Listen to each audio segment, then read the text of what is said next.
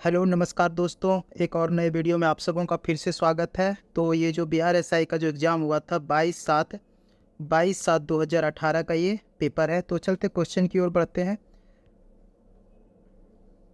पहला क्वेश्चन अब पूछा गया है कि सुनहरा चावल किस रोग के बचाव में सहायक होता है।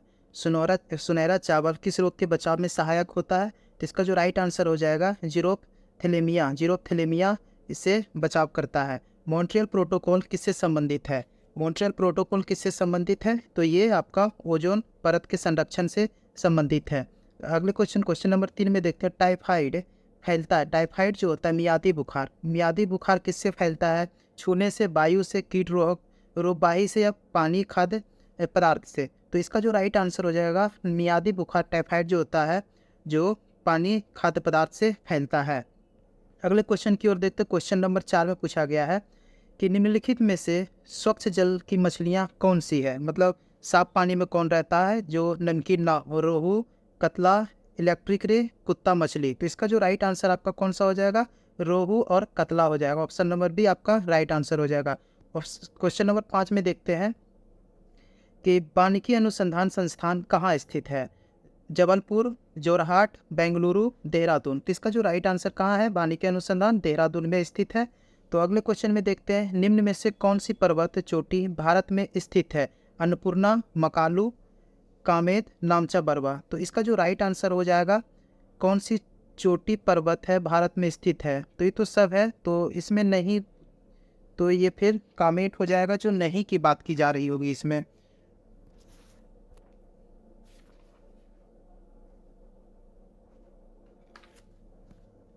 तो अगले क्वेश्चन की ओर देखते। क्वेश्चन नंबर 7 में पूछा गया है जापान के योकोहामा शहर में वर्ष 1994 में संयुक्त राष्ट्र सदस्य देशों का सम्मेलन जिस संदर्भ में किया गया था वह क्या था। जो जापान के योकोहामा शहर में जो बैठक हुआ था वो क्या था। वह था प्राकृतिक आपदा नियंत्रण, पृथ्वी सम्मेलन, वैश्विक तापप्रीति, वन विनाश। तो इसका जो राइट आंसर हो जाएगा प्राकृतिक आपदा नियंत्रण के बारे में बैठक हुआ था। भारतवर्ष का नुनमाटी तेल शोधक कारखाना कहाँ स्थित है। बिहार, महाराष्ट्र, असम या फिर केरल। तो इसका जो राइट आंसर आपका कौन सा हो जाएगा, नुनमाटी जो आपका असम राज्य में स्थित है। क्वेश्चन नंबर 9 में देखते हैं। क्वेश्चन नंबर 9 में पूछा गया है गुलबदन बेगम ने किसके कहने पर हुमायूंनामा लिखा था। हुमायूंनामा किसके, हुमायूं के कहने पे, अकबर, जहांगीर या औरंगजेब। तो इसका जो राइट आंसर किसके कहने पे, तो अकबर के कहने पे हुमायूंनामा लिखा गया था। सीरी शहर और सीरी दुर्ग का निर्माण किसने करवाया था। तो शेरशाह सूरी, फिरोज शाह तुगलक, अलाउद्दीन खिलजी, इल्तुतमिश। तो इसका जो राइट आंसर कौन था, सीरी शहर और सीरी दुर्ग फोर्ट जो था अलाउद्दीन खिलजी ने निर्माण करवाया था। अकबर ने 1567 अकबर ने 1567 में चित्तौड़ आक्रमण के समय वहां का शासक कौन था। अमर सिंह, महाराणा प्रताप, उदय सिंह, राणा सांगा। तो इसका जो राइट आंसर कौन था, उदय सिंह 1567 में वहां का राजा थे। क्वेश्चन नंबर 12 की ओर चलते हैं। क्वेश्चन नंबर 12 में पूछा गया शेरशाह का मकबरा कहाँ स्थित है। शेरशाह का मकबरा कहाँ स्थित है, तो सासाराम में स्थित है। कथा सरित सागर के लेखक कौन थे। कथा सरित सागर के लेखक कौन थे, तो इसका हो जाएगा सोमदेव आपका राइट आंसर हो जाएगा। 14 नंबर क्वेश्चन में देखते हैं कि गुप्तकालीन प्रथम गणितज्ञ वो खगोल शास्त्री कौन थे। जो गुप्त काल में गणितज्ञ और खगोल शास्त्र कौन थे, ब्राह्मणिर थे, ब्रह्मगुप्त थे, भास्कर प्रथम थे, आर्यभट्ट थे। तो इसका आंसर कौन थे, तो आर्यभट्ट थे, गुप्त काल में आर्यभट्ट थे। निम्न में से कौन जैनियों के 23वें तीर्थंकर थे। जैनियों के 23वें तीर्थंकर कौन थे, तो पार्श्वनाथ थे 23वें तीर्थंकर। और 24 कौन थे, तो महावीर स्वामी। तो इसका राइट आंसर हो जाएगा पार्श्वनाथ। 16 नंबर में देखते हैं। 16 नंबर में पूछा गया है निम्नलिखित में से किसने हिंदी भाषा को भारत की राष्ट्रभाषा के रूप में स्वीकारा। वो पहली बार स्वराज शब्द का प्रयोग किया था। राजा राम मोहन राय, स्वामी दयानंद सरस्वती, स्वामी विवेकानंद, बाल गंगाधर तिलक। तो इसका जो राइट आंसर हो जाएगा पहली स्वराज का जो बात किया गया था दयानंद सरस्वती के द्वारा। अगले क्वेश्चन में देखते हैं। क्वेश्चन नंबर 17 में पूछा गया है अखिल भारतीय राष्ट्रीय कांग्रेस की प्रथम महिला अध्यक्ष कौन थी। दोस्तों इसमें देखेंगे प्रथम भारतीय महिला की बात की गई, ना कि सिर्फ महिला। अगर सिर्फ महिला रहती तो इसमें कौन हो जाता, एनी बेसेंट। लेकिन सिर्फ यहाँ पे प्रथम भारतीय महिला की बात की जा रही है, तो इसका जो राइट आंसर कौन सा हो जाएगा, Sarojini Naidu, option number C. अगले क्वेश्चन की ओर देखते हैं। क्वेश्चन नंबर 18 में पूछा गया है रविंद्रनाथ टैगोर ने नाइटहुड की उपाधि क्यों लौटा दी थी। तो आपको पता ही होगा 1919 में जो जलियांवाला बाग हत्याकांड हुआ था उसके विरोध में। तो आपका राइट आंसर कौन सा हो जाएगा? जलियांवाला बाग हत्याकांड। अगले क्वेश्चन की ओर चलते हैं। 1937 में कांग्रेस मंत्रिमंडल कितने प्रांतों में बने थे? 1937 में जो कांग्रेस का मंत्रिमंडल कितने प्रांतों में बने थे? तो 6, 7, 8 या फिर 9। तो इसका जो राइट आंसर कितने थे? 8 प्रांतों में उनका मंत्रिमंडल बना था। भारतीय मुस्लिम लीग की स्थापना किस वर्ष की गई थी? 1885, 1905, 1906 या फिर 1907? तो इसका जो राइट आंसर कौन सा हो जाएगा? 1906 में बना था। तो बंगाल विभाजन के जस्ट 1 साल बाद में बन गया था भारतीय मुस्लिम लीग। तो अगले क्वेश्चन की ओर देखते हैं। क्वेश्चन नंबर, प्रार्थना समाज के संस्थापक कौन थे? प्रार्थना समाज के संस्थापक कौन थे? एम.जी. गोविंद रानाडे, ईश्वर चंद्र विद्यासागर, ज्योतिबा फूले, राजाराम मोहन राय। तो इसका जो आंसर हो जाएगा एम.जी. रानाडे, महादेव गोविंद रानाडे। गांधी जी की दांडी यात्रा प्रारंभ किस तारीख को हुई थी? गांधी जी की जो दांडी यात्रा थी वो किस तारीख को प्रारंभ हुई थी? तो इसका जो राइट आंसर हो जाएगा 22 मार्च 1930 की उनकी यात्रा प्रारंभ हुई थी। क्वेश्चन नंबर 23 की ओर देखते हैं। क्वेश्चन नंबर 23 में पूछा गया है, वर्ष 2011 की जनगणना के अनुसार भारत में न्यूनतम जनसंख्या घनत्व वाला राज्य कौन सा है? सबसे कम घनत्व मतलब न्यूनतम, इसमें जो दिया गया सबसे न्यूनतम जनसंख्या घनत्व किस राज्य का है? तो आपका अरुणाचल प्रदेश राज्य का है। अंतर्राष्ट्रीय मुद्रा कोष का वित्तीयन किसके द्वारा किया जाता है? अंतर्राष्ट्रीय मुद्रा कोष का वित्तीयन किसके द्वारा किया जाता है? यूएसए, यूएनओ, कॉमनवेल्थ देश या फिर सदस्य देश? तो इसका जो 24 का जो आंसर हो जाएगा कि कौन वितरण करता है? तो सदस्य देश करते हैं। तो 25 में देखते हैं, बेरोजगारी वो मुद्रास्फीति की संयुक्त घटक क्या कहलाती है? जब बेरोजगारी और मुद्रास्फीति दोनों हो तो क्या कहलाते हैं? तो ये स्टैगफ्लेशन कहलाते हैं। दोनों जब मिल जाए तो इसको स्टैगफ्लेशन कहते हैं। बैंक दर को बढ़ाने का प्रभाव कम हो जाएगा यदि, बैंक दर को बढ़ाने का प्रभाव कम हो जाएगा यदि क्या? एसएलआर बढ़ा दी जाए, सीआरआर बढ़ा दी जाए, सीआरआर कम कर दी जाए या ए बी दोनों? तो इसका जो राइट आंसर कौन सा हो जाएगा? सीआरआर जो होता है वो आपका कम कर दी जाए। क्वेश्चन नंबर 27 में देखते हैं। क्वेश्चन नंबर 27 में पूछा गया, निम्न सार्वजनिक उपक्रम में से कौन सी महारत्न कंपनी नहीं है? तो कौन सी नहीं है? तो आपका बीएसएनएल नहीं है। अभी टोटल कितने महारत्न कंपनी है? तो 12 अभी टोटल महारत्न कंपनियां अभी भारत में स्थित हैं। तो 28 नंबर में देखते हैं। 28 नंबर में पूछ रहा है, निम्न में से बहुआयामी गरीब सूचकांक के संबंध में कौन सा गलत है? तो इसमें कौन सा गलत है? सूचकांक के 3 आयाम स्वास्थ्य, शिक्षा, जीवन स्तर पर बात करता है और सूचकांक में प्रत्येक आयाम को समान भार दिया गया है। सूचकांक पे 10 प्राचल शामिल है, प्रत्येक प्राचल को समान भार दिया गया है। तो गलत कौन सा है? तो इसमें आपका डी, प्रत्येक प्राचल को समान भार नहीं दिया गया है। चलते 29 में देखते हैं, भारतीय नियोजन के वास्तुकार कौन थे? भारतीय नियोजन के वास्तुकार कौन थे? तो इसका जो राइट आंसर कौन थे? नियोजन के जो थे वास्तुकार थे पीसी महालनोबिस थे। निम्न में से उनकी पहचान करें जो रिजर्व बैंक का कार्य नहीं है। विदेशी विनिमय भंडार का संरक्षण, करेंसी जारी करना, जनता से प्राप्त जमाओं पर ब्याज देना, नगद आरक्षण का संरक्षण करना। तो इस जनता के द्वारा यहाँ पे पैसा जमा नहीं किया जा सकता। ऑप्शन नंबर सी आपका राइट आंसर होगा। 30 में देखते हैं, तिलहन के उत्पादन में वृद्धि का क्या कारण रहा? तिलहन के उत्पादन में वृद्धि का क्या कारण रहा? श्वेत क्रांति, पीली क्रांति, नीली क्रांति या फिर भूरी क्रांति? इसका जो राइट आंसर कौन सा हो जाएगा? श्वेत क्रांति नहीं, पीली क्रांति आपका राइट आंसर हो जाएगा। भारत के किस राज्य में शिशु मृत्यु दर सबसे कम है? शिशु मृत्यु दर किस में कम है? राजस्थान, केरल, तमिलनाडु या फिर उत्तर प्रदेश? तो इसका जो राइट आंसर हो जाएगा आपका केरल राइट आंसर हो जाएगा। अगले क्वेश्चन नंबर 33 में देखते हैं, विश्व व्यापार संगठन का मुख्यालय कहाँ है? सिएटल, वाशिंगटन डीसी, जिनेवा या फिर न्यूयॉर्क? तो इसका जो राइट आंसर आपका कौन सा हो जाएगा? जिनेवा कहाँ है? तो स्विट्जरलैंड में है। तो अगले क्वेश्चन नंबर 34 की ओर चलते हैं। क्वेश्चन नंबर 34 में दोस्तों यहाँ पे रीजनिंग दिया हुआ है, तो इसको सॉल्व करेंगे खुद से। इसका जो राइट आंसर आपका हो जाएगा 28। अगले क्वेश्चन में चलते हैं। 35 में पूछा गया है, भारतीय संविधान में प्रारंभ में मौलिक कर्तव्यों का प्रावधान नहीं था। संविधान संशोधन द्वारा संविधान के किस भाग में इसका समावेश किया गया? तो किस में किया गया? मौलिक कर्तव्यों का समावेशन किस में किया गया है? तो 35 का जो आंसर क्या हो जाएगा? 4 का ए, भाग 4 का ए में मौलिक कर्तव्यों को समावेशन किया गया है। राज्य पृथ्वी पर ईश्वर का अवतार है, किसने कहा था? राज्य जो है पृथ्वी पर ईश्वर का अवतार, उक्त कथन का विचारक कौन था? किसने कहा था ये?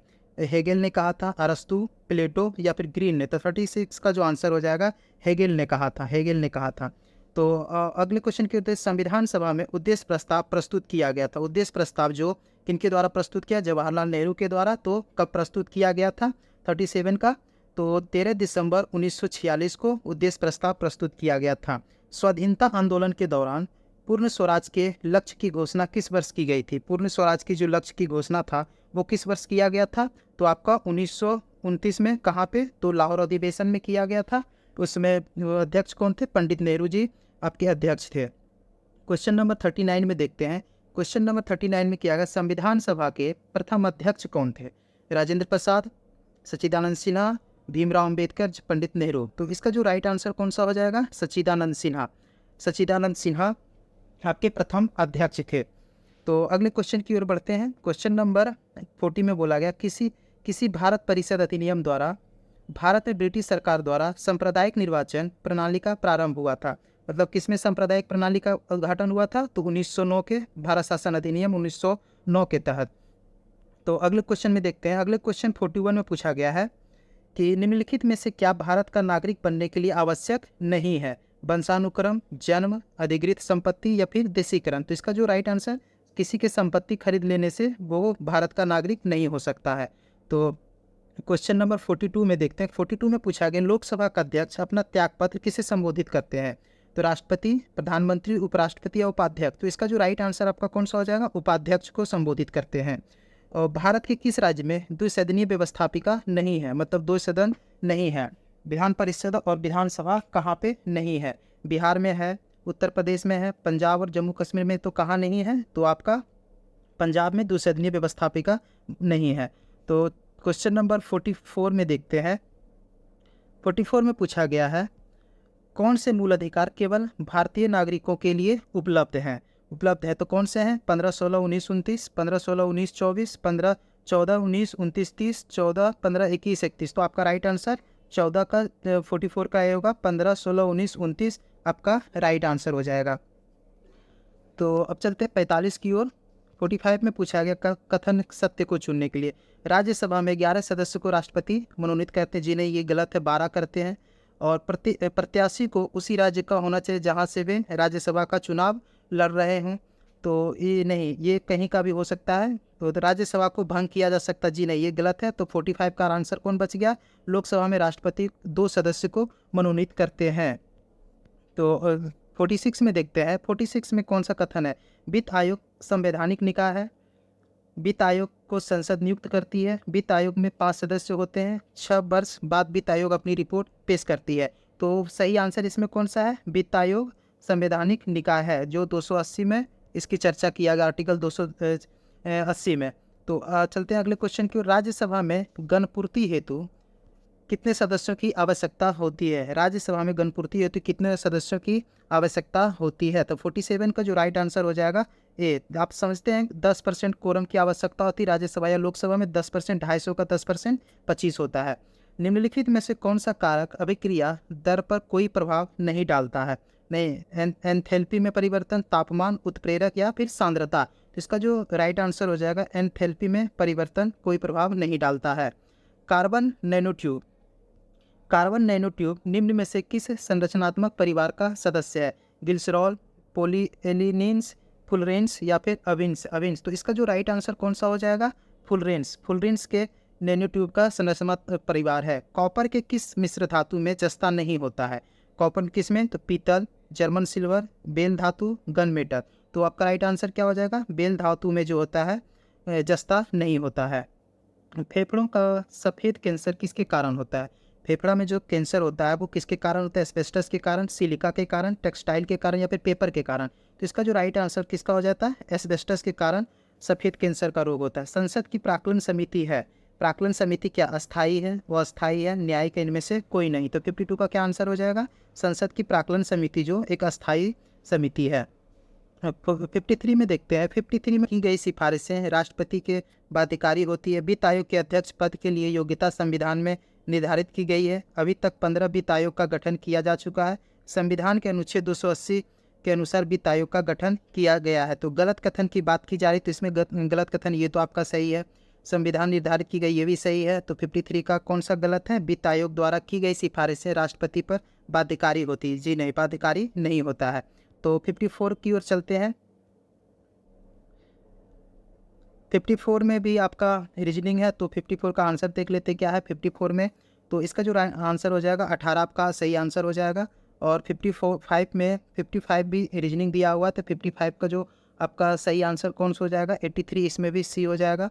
अनुक्रम में भी 56 का आंसर जो हो जाएगा आपका 65। इस दोस्तों ये सबको जरूर ट्राई करेंगे आप वीडियो को पॉज करके। तो अगले क्वेश्चन की ओर देखते हैं।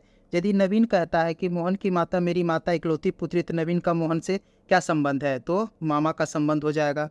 तो फिर इसमें भी देखते हैं 58 का जो है, इसमें भी रीजनिंग की बात की गई। रीजनिंग दोस्तों, रीजनिंग को आप एक बार अच्छे से पॉज करके देख लेंगे। क्योटो प्रोटोकॉल, चलते हैं जीएस की ओर।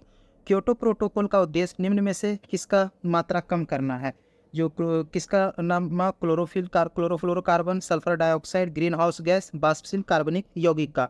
तो इसका राइट आंसर कौन सा हो जाएगा? Green house gas. Green house gas का मात्रा को कम करना। ऊर्जा का स्तूप पिरामिड होता है, उल्टा होता है, हमेशा सीधा, हमेशा उल्टा, सीधा तथा उल्टा दोनों। तो इसका जो राइट आंसर हो जाएगा उल्टा, हमेशा, ये सीधा होता है। ऊर्जा का पिरामिड जो होता है हमेशा सीधा होता है। अगले क्वेश्चन 64 की ओर चलते हैं। परंपरागत क्रिकेट के रूप में क्रिकेट बैट के निर्माण में किस पेड़ के काष्ठ का प्रयोग किया जाता है? तो बिलो, मैपल, बांस का या फिर नीम का। तो इसका जो राइट आंसर बिलो का होता है। भारत का राष्ट्रीय पुष्प कौन सा है? तो भारत का निलंबो इंडिका, निलंबे हिंदुस्तानी, निलंबो न्यूसिफेरा या फिर निलंबो रिकरवा। तो इसका जो राइट आंसर हो जाएगा न्यूसिफेरा। न्यूसिफेरा आपका भारत का राष्ट्रीय पुष्प है।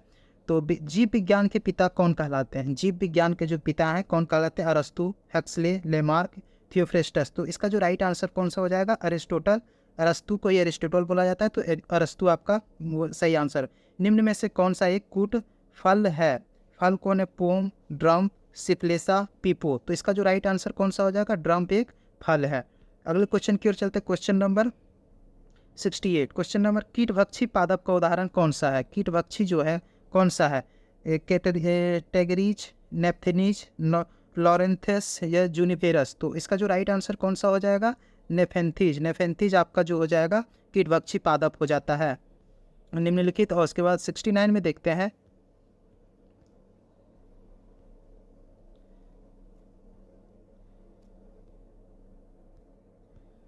निम्नलिखित में से कौन सी शर्त 1813 ईस्वी के चार्टर एक्ट का अंग नहीं की बात की गई है? ईस्ट इंडिया कंपनी का भारत के व्यापारिक अधिकार आंशिक रूप से समाप्त कर दिया। ईस्ट इंडिया कंपनी का भारत में व्यापारिक अधिकार पूर्ण रूप से समाप्त कर दिया गया। ब्रिटिश व्यापारियों को कुछ शर्तों के साथ भारत में निवास की स्वतंत्रता दी गई। चीन से कंपनी ने चाय व्यापार को सुरक्षित रखा। तो 69 का कौन सा आंसर आपका सही है? गलत बात की जा रही है। ईस्ट इंडिया कंपनी का भारत में व्यापारिक अधिकार पूर्ण रूप से समाप्त नहीं किया गया था, ये गलत है। तो एक प्रकाश वर्ष बराबर कितना होता है? 9.46 इंटू 10⁻11, 13, 12 या फिर 14। तो 70 का कौन सा आंसर हो जाएगा? तो आपका 9.46 इंटू 10⁻12 किलोमीटर। तो अगले क्वेश्चन 71 में पूछा गया है। निम्न में से कौन सा नियम रॉकेट प्रणोदन में शामिल होता है? न्यूटन का पहला, दूसरा, तीसरा या गुरुत्वाकर्षण नियम। तो इसका जो राइट आंसर कौन सा हो जाएगा? विपरीत गति के ये हो जाएगा न्यूटन के गति का तीसरा नियम। निम्न में से कौन सा ग्रह सौरमंडल का वैक्यूम क्लीनर की भांति कार्य करता है? वैक्यूम क्लीनर जो सबसे ज़्यादा स्पीड में रोटेट करता है, तो कौन सा हो जाएगा आपका? बृहस्पति ग्रह। यदि वायुमंडल का दाब पारा जो 76 सेंटीमीटर से कम हो तो पानी तापमान पर कितने तापमान पर उबलना स्टार्ट करेगा? तो 74 का 100 से कम पे उबलना ये स्टार्ट हो जाएगा। तो 75 की ओर चलते हैं। 74 में पूछा गया है, सूर्य एवं तारों में ऊर्जा का मुख्य स्रोत क्या है? नाभिकीय विखंडन, संलयन, परमाणुीय टक्कर या प्लाज्मा निर्माण। तो इसका जो राइट आंसर आपका कौन सा हो जाएगा? नाभिकीय संलयन। पेयजल में निम्न में से किसकी अधिकता के कारण ब्लू बेबी सिंड्रोम रोग होता है? सल्फाइड, क्रोमियम, पारा या फिर नाइट्रेट। तो इसका जो राइट आंसर कौन सा हो जाएगा? आपका नाइट्रेट हो जाएगा। ब्लू बेबी सिंड्रोम किससे होता है? तो नाइट्रेट की अधिकता से होता है। 76 में देखा गया है। 76 में ब्रंटलैंड रिपोर्ट जो सतत विकास के संदर्भ में उसका शीर्षक कौन है? तो इसका शीर्षक कौन सा हो जाएगा आपका? Our common future. प्रत्येक वर्ष विश्व जल दिवस कब मनाया जाता है? विश्व जल दिवस कब मनाया जाता है? 22 मार्च को, जिस दिन आपका बिहार दिवस मनाया जाता है। तो 78 में पूछा गया है कि मेघालय की गारो पहाड़ियाँ निम्न में से किस फसल के उत्पादन के लिए जानी जाती है? तो किसके लिए जानी जाती है? आपका संतरा के लिए जानी जाती है। भारत में वन नीति 1952 ईस्वी का संशोधन कब किया गया था? तो इसको कब किया गया था? 1988 ईस्वी में इसका संशोधन किया गया था। नेफा क्या है?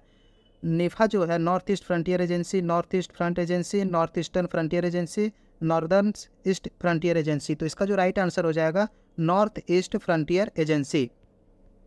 तो पशुओं की रेड सिंधी नस्ल निम्न में से किस घरेलू पशु का है? भैंस, गाय, घोड़ा, ऊंट। तो इसका जो राइट आंसर कौन सा हो जाएगा? रेड सिंधी जो हो जाता है आपका गाय का हो जाता है। भारत का दक्षिणतम बिंदु कौन सा है? कन्याकुमारी, इंदिरा कॉल, इंदिरा पॉइंट या तूतीकोरिन। तो इसका जो राइट आंसर कौन सा हो जाएगा? इंदिरा पॉइंट। दक्षिणतम बिंदु कौन सा है? इंदिरा पॉइंट हो गया है। लोनावाला जल विद्युत संयंत्र कहाँ स्थित है? लोनावाला कहाँ स्थित है? पंजाब, हरियाणा, महाराष्ट्र, राजस्थान। तो इसका आंसर क्या हो जाएगा आपका? तो महाराष्ट्र। लोनावाला जल विद्युत कहाँ है? तो ये महाराष्ट्र में है। अगले क्वेश्चन, भारत में परमाणु ऊर्जा आयोग की स्थापना कब की गई? 1947, 1948, 1950, 1952। कब की गई थी? 1948 आपका राइट आंसर हो जाएगा। तो नामदफा बाघ अभ्यारण्य जो है किस राज्य में स्थित है? अरुणाचल प्रदेश, केरल, तमिलनाडु, बिहार। तो इसका जो राइट आंसर क्या हो जाएगा? नामदफा अरुणाचल प्रदेश में स्थित है। तो क्वेश्चन नंबर 86 में देखते हैं, दक्षिण भारत की सर्वोच्च चोटी कौन सी है? तो ये अनायमुड़ी है आपका, सी आपका राइट आंसर हो जाएगा। तो अगले क्वेश्चन की ओर चलते हैं, ये रीजनिंग आप देख लेंगे। मैथ आ गया दोस्तों।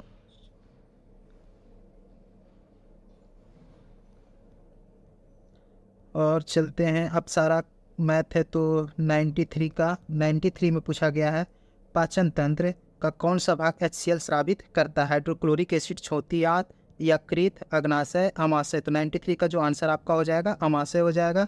ये आप देख सकते हैं, ये ज्योमेट्री का क्वेश्चन दिया है। तो 94 का जो आंसर कौन सा हो जाएगा? आपका 94 का आंसर ऑप्शन नंबर सी हो जाएगा।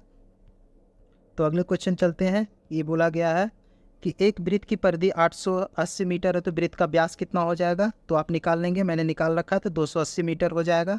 और ये चलते ये भी इसी गुणोत्तर श्रेणी में, तो log A log B log C क्या हो जाएगा? तो कैसा हो जाएगा? तो समांतर श्रेणी में हो जाएगा। अगले क्वेश्चन की ओर देखते हैं, इसका 97 का जो आंसर आपका हो जाएगा,